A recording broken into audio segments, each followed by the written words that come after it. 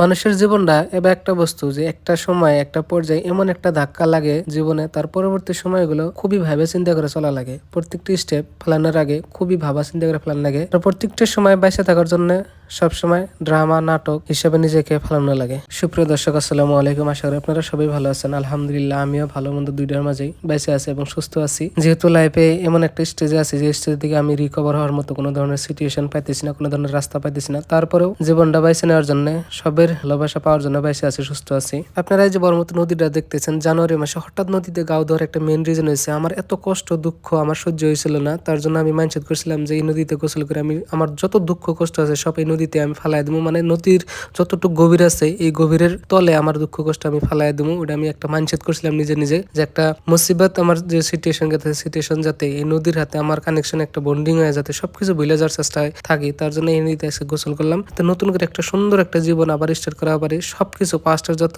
বস্তু আমার আছে লাইফে সব যাতে ভুলে যাই আমি। তার জন্য এই নদীতে এসে আমি নিজেকে পরিষ্কার করার জন্য, মনটা অল্প হালকা করার জন্য আজকে নদীতে এসে গাও দিতেছি। এবং দেখতেছেন আমি নদীতে নেমে খুবই ঠান্ডা পানি, প্রচুর ঠান্ডা পানি। তারপরেও আমি খুব খুব দিন ধরে আমি আশা করছিলাম যে নদীতে আমি পরিষ্কার পরিচ্ছন্ন একটা সুস্থ নতুন জীবন আরম্ভ করবো, যে জীবনে প্রাক্তনের এবং পাস্টের কোনো বস্তুরই ভূমিকা থাকবো না এবং প্রাক্তনিক নিয়ে আমি আর কোনোদিনই কোনো বস্তু আমি ভাববো না। তার জন্য এই নদীতে হঠাৎ আইলাম, খুবই ঠান্ডা লাগতেছে। তারপরেও আমি নিয়ত করছিলাম যে নদীতে আমি গাও দেবো। এইভাবে এক বুক কষ্ট নিয়ে নদীর দিকে আগ বাড়লাম, ঠান্ডা পানিতে গোসল করে মনটা এরম ভাবে পরিষ্কার করার ধান্দা যে মনে দ্বিতীয়বার যাতে কোনো আর প্রাক্তন এবং পাস্টের কোনো স্থান না থাকে, ওই উদ্দেশ্যে গাও দিলাম। নদী আর আমার মাঝে বহুত পার্থক্য আছে। নদীর কোল ভাঙলি কালার সবাই দিশা পায়, শব্দ হয়, কিন্তু আমার ভিতরে যেটুকু পরিমাণে টুকরা হয়েছে, আমি বাদে আল্লাহ বাদে কেউ জানে না এত টুকরা হয়েছে যে টুকরা কেউ বুঝাইলেও কাউরে ফিলিংস করে অনুভব করানো পাবো না, এতটুক টুকরা হয়েছে। সেই টুকরাগুলোর শব্দবিহীন ভালোবাসা এবং আবেগ অনুভূতি সব এই নদীর ঠান্ডা পানিতে এবং নদীর এই বিশাল গভীরে আমি